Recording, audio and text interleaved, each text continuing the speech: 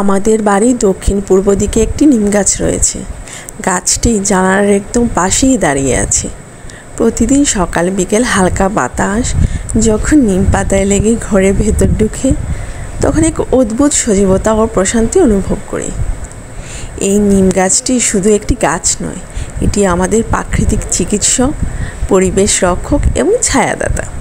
নিম পাতা শরীরের রোগ প্রতিরোধ ক্ষমতা বাড়ায়, ত্বক ও চুলের স্বাস্থ্য ভালো রাখে, হজম শক্তি উন্নত করে এবং রক্তে শর্করা মাত্রা নিয়ন্ত্রণে সাহায্য করে।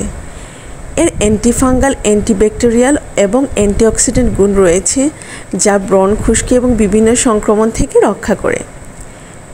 ক্লান্তি দূর করার জন্য নিমের সবুজ পাতা একটি প্রাকৃতিক এনার্জি বুস্টার হিসেবে কাজ করে।